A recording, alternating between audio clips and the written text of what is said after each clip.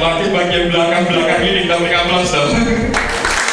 Baik, Bapak Ibu, sebagaimana sudah disampaikan oleh Mas Dando dan juga terima kasih kepada Pak Luki yang telah memberikan kesempatan kepada kami. Maka di sesi motivasi yang akan kita sama-sama berbagi di sini dan sama-sama belajar, kita akan berusaha menjadikan diri kita sebagai seorang karyawan yang happy dan produktif. Bahwa bukan hanya saja kita bisa produktif, tapi kita juga bisa bahagia. Jika kita memang ingin menjadi orang yang sukses luar biasa, maka hari ini kita akan coba menelusuri lebih jauh. Apakah hari ini kita sudah sukses atau belum? Di antara salah satu jalan menuju kesuksesan adalah kita mengerti tentang apa yang kita lakukan di dalam kehidupan. Minimal kita tahu apa yang mendasari kita ketika kita melakukan sebuah sesuatu. Artinya bahwa setiap kita sebenarnya sudah punya alasan kenapa kita pergi ke kantor setiap hari selama bertahun-tahun bahkan puluhan tahun, betul? Nah, tapi pertanyaan ini kemudian kalau kita kaitkan, adakah di antara jawaban tadi mengaitkan dengan visi daripada Ciwidey itu sendiri? Kerja sebagai ibadah, yes. Kerja sebagai tuntutan, yes. Kerja sebagai kewajiban, yes. Kerja sebagai tugas, yes. Kerja sebagai amanah, betul. Tapi kalau kita lihat tema besar ketika kita kerja ternyata dirangkai daripada sebuah visi yang digulirkan oleh pimpinan kita, pimpinan perusahaan, termasuk keinginan perusahaan ini ke depan menjadi apa. Maka kalau kita ingin hasil yang lebih baik, saya mohon kesediaannya sebelumnya Bapak Ibu, mohon kesediaannya angkat tangan kanannya. Setelah itu kemudian goyangkan tangan kanannya. Kemudian mohon maaf, letakkan di sebelah kanan ya, daripada pundak temannya. Nah, sekarang saya mohon kesediaannya, ikuti apa yang saya katakan. Yang sebelah kanannya bapak-bapak panggil pak-pak, kalau yang sebelah kirinya di sebelah kanannya ibu-ibu panggil bu-bu. Bisa ya? Ikuti apa kata-kata saya. Pak. Bu. Iya sih, training ini kayaknya oke banget nih.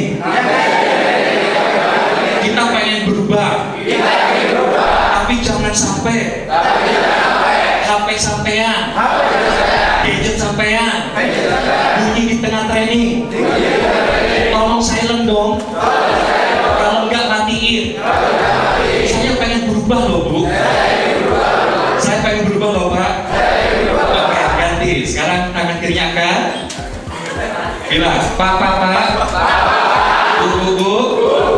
Terima kasih yang sudah ngingetin. Kalau HP saya bunyi, biar dikasih buat trainernya aja. Minimal cubit saya ya. Oke, berikan aplaus untuk kita semuanya. Bapak Ibu, kalau kita lihat ternyata yang menyebabkan seseorang bisa bersemangat dan kemudian dia kerja dengan keras adalah ketika di dalam tubuhnya dia punya yang namanya myelin. Myelin ini apa Bapak Ibu? Maka myelin ini adalah merupakan muscle memory, sebuah memori otot yang dimiliki oleh setiap kita, di mana dia adalah merupakan sumber talenta yang kita miliki dalam tubuh ini, yang diperoleh dari latihan-latihan yang terprogram secara merata dalam saraf otot manusia, dan kemudian itu yang memberi perintah untuk kita bekerja dan menyimpan informasi saat kita memiliki sebuah informasi. Nah, jadi kalau kita ingin tetap kerja dengan semangat, maka perkuat myelin kita. Karena sekali dia sudah dibentuk, sulit untuk dilepas. Kalau kita sudah terbiasa berada di zona nyaman, maka biasanya kita sulit untuk menerima zona di luar kenyamanan diri dan kerja kita. Ada lagi model seperti Sir Alex Ferguson. Tahu siapa Sir Alex Ferguson? Ya, Sir Alex Ferguson adalah pembesut. Ya. Real Manchester juga. MU. Pertanyaannya sekarang dia masih ada atau sudah resign? Sudah resign. Ya, artinya resign itu karena dia mau pensiun di saat masa keemasan dia. Maka mendekati pertandingan terakhir, kira-kira tiket yang menayangkan pertandingan MU melawan musuh-musuhnya, dan di situ tinggal 1 atau 2 kali lagi dipandu oleh Sir Alex Ferguson, agar tiketnya lebih mahal atau sama atau lebih murah. Bahkan betul-betul di saat kalau mati dia, orang sudah full book. Jadi dia meninggalkan lapangan hijau itu dengan. Maka orang yang kerja cerdas adalah yang memiliki selalu selalu semangat menginovasi terhadap hal-hal yang selama ini menjadi masa.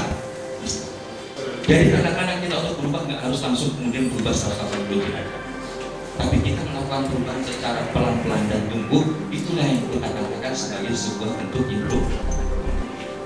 Maka Bapak Ibu sebagai sebuah pengikat dari semua itu, saya ingin katakan bahwa seorang pelaut yang ulung tidak akan pernah lahir dari laut yang tenang. Karena seorang pelaut yang ulung akan lahir dari laut yang penuh dengan derasnya badai, tergantung arah, bahkan deras ombak terus menghantam.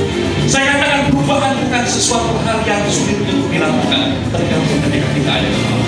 Apa yang kita lakukan bukan berarti sesuatu yang mustahil untuk kita kerjakan, tapi selama kita menjadikan ujian-ujian, masalah-masalah dan cobaan-cobaan yang ada untuk menjadikan kita tumbuh, itulah yang kita katakan sebagai berubah. Anda siap berubah?